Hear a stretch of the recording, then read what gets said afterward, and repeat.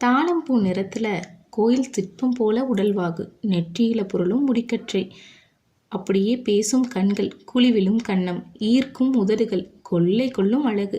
அவளோட அழகு தானே என்னை இத்தனை தூரம் வீழ்த்தியிருக்கு. அதனால தான் அமைதியான நீரோடையில் இருந்த எனது உள்ளம் ஆர்ப்பரிக்கும் கடலாகிவிட்டது.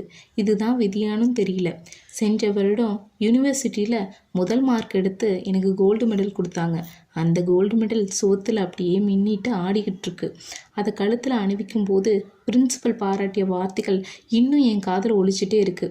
வெரி வெல் சந்துரு என்று பெருமைப்பட்ட அதே பிரின்சிபல் சில தினங்களுக்கு முன்பாக அழைச்சு, என்னவாயிட்டு சந்துரு, சமீபத்தில் உனது போக்கு திருப்திகரமாக இல்லையே அப்படின்னு கேட்டார். அவருக்கு மட்டுமல்ல, எனக்கே என் மேலே திருப்தி இல்லை. என்ன செய்ய அப்படின்னு சொல்லி சிந்திச்சுட்டே இருந்தேன். ஸ்வர்ணாவை மறக்கணும் அப்படின்னு ரொம்ப கஷ்டப்பட்டேன். அவளை மறந்து படிக்கணும், படித்து முன்னேறணும் அப்படின்னு நான் எவ்வளவோ முயற்சி பண்ணேன். ஆனால் என்னால் முடியல. சாரி மிஸ்டர் சந்துரு, நான் உங்களை காதலிக்கல அப்படின்னு சொல்லி ஸ்வர்ணா சொல்லிட்டாங்க.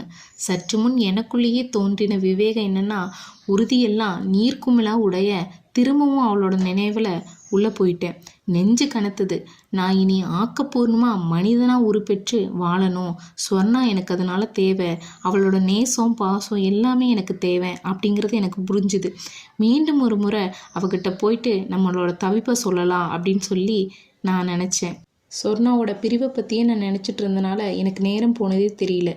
குளிச்சு முடிச்சுட்டு புதுசான ஒரு உடையை அணிஞ்சிட்டு சரி அவளை போய் பார்ப்போம் அப்படின்னு சொல்லி கல்லூரிக்கு கிளம்புனேன். கல்லூரி முடிஞ்சு ஸ்வர்ணாவும் தன்னோட தோழியரோட ரோட்டில் வந்துட்டு இருந்தாங்க. நான் பக்கத்தில் வர வர என்னோட இதய துடிப்பு படபடக்க ஆரம்பிச்சிருச்சு. ஏன்னா அந்த ஸ்வர்ணாவை பார்க்கும்போது அவள் திரும்பினா, ஒரு நிமிஷம் இருங்க, நான் உங்கள்கிட்ட தனியாக பேசணும் அப்படின்னு நான் சொன்னேன். தயக்கத்தோட பின்னாடி ஏற்றுக்கிட்டாங்க. உங்களோட தனியாக பேசணும்னு நினச்சேன், அந்த மரத்துக்கடி நின்று பேசலாமா அப்படின்னு கேட்டேன். வேப்ப மரத்து நிலையில் 2 பேருமே அணிந்தோம். நான் சொல்ல போவதை கண்டிப்பாக நீங்கள் கணிச்சிருப்பீங்கன்னு நினைக்கிறேன் அப்படின்னு சந்துரு சொன்னார். நீங்கள் அன்னைக்கு மறுத்துட்டீங்க, அப்பிருந்து எனக்கு நிம்மதியே போயிடுச்சுங்க. ஒழுங்காக சாப்பிட முடியல, தூங்க முடியல, படிக்க முடியல அப்படின்னு சந்துரு சொல்கிறாரு. அதுக்கு நான் என்ன பண்ணுறது? அப்போ சொன்ன பதில தான் நான் இப்பவும் சொல்ல போகிறேன். நான் உங்களை காதலிக்கல சந்துரு. தர்ம சங்கடமான நிலையை உருவாக்காதீங்க மிஸ்டர் சந்துரு. வற்புறுத்தி காதலை உருவாக்க முடியாது, புரிஞ்சுக்குங்க ப்ளீஸ். இனி இந்த மாதிரி பேச்சு எடுக்காதீங்க, நான் வரேன் அப்படின்னு சொல்லி அங்கிருந்து விலகி போகிறா ஸ்வர்ணா. நடைப்பிணமாக ஹாஸ்டல் நோக்கி திரும்புகிறாங்க சந்துரு. காதல் தோல்வியோட ரணத்தில் வெந்து துடிப்பதை விட தூக்க மாத்திரையோ இல்லை ரயில் தண்டவாளத்திலேயோ விழுந்து செத்தரலாம் போல இருக்குது அப்படிங்கிற எண்ணத்திலேயே ஹாஸ்டலுக்கு திரும்புகிறாரு. அந்த எண்ணம் உறுதிப்படுறக்குள்ள எப்படியாவது சிரமப்பட்டு இந்த எண்ணத்துலேருந்து வெளியே வந்துடணும் அப்படின்னு சொல்லி படிப்பை நிறுத்திட்டு கல்லூரியிலேருந்து போயிடலாம். எதிர்காலம் அதை அப்புறம் பார்த்துக்கலாம். இங்கிருந்தா என்னால் இனி கவனம் சிதறாமல் படிக்க முடியாது, பட்டம் பெறவும் முடியாது. சொர்ணாவோட நினைவு வதச்சிட்டே இருக்கும். விலகினாவாவது அவளை கொஞ்சம் கொஞ்சமாக மறந்துடலாம் அப்படின்னு சொல்லி முடிவெடுக்கிறாரு. ஹாஸ்டலுக்கு போனதுமே ஒரு கடிதம் எழுதணும்னு நினைக்கிறாரு. மதிப்பிற்குரிய முதல்வர் அவர்களுக்கு, என்னால் படிப்பை தொடர முடியாத காரணத்தினால் இத்துடன் அப்படின்னு சொல்லி கடிதத்தை எழுதி முடிக்கிறக்குள்ள கல்லூரியிலேருந்து ரூம்மேட் மனோகர் வந்துடுறாரு. என்னடா எழுதுகிற? எல்லாத்தையும் சொன்னேன். உடனே அவன் ஆத்திரமானான். காகிதத்தை பிடுங்கி கிழித்தெறிஞ்சு விட்டு போயிட்டான். வாட் நான்சென்ஸ், டிஸ்கன்டினியூ பண்ண போறியா? அந்தளவுக்கு என்னடா ஆச்சு அப்படின்னு சொல்லி மனோ அதட்டிகிட்டே ஸ்வர்ணாவை பார்க்க போயிட்டான்.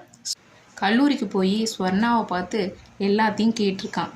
கேட்டுட்டு அதுக்கப்புறம் ஸ்வர்ணாவும் சந்துருவை கொஞ்சம் வர சொல்லுங்கள், நான் அவர்கிட்ட பேசணும் அப்படின்னு சொல்லி மனோக்கிட்ட சொல்லி அனுப்புகிறான். சந்துருவும் 10 நிமிஷத்துலேயே கல்லூரியை வந்தடைகிறான். ஏன் சந்துரு இப்படியெல்லாம் பண்ணுறீங்க? மனோ வந்து சொன்னபோது நான் என்னவெல்லாம் நினச்சேன் தெரியுமா அப்படின்னு சொல்லி வருத்தப்படுறா.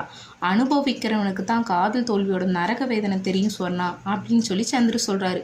பைத்தியகாரத்தனமாக பேசாதீங்க சந்துரு.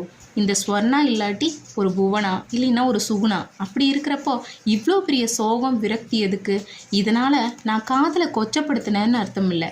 வாழ்க்கைங்கிறது பாதிக்கிற நிலை வரும்போது அதை விட்டொழிகிறதான் புத்திசாலித்தனன்னு சொல்கிறேன்.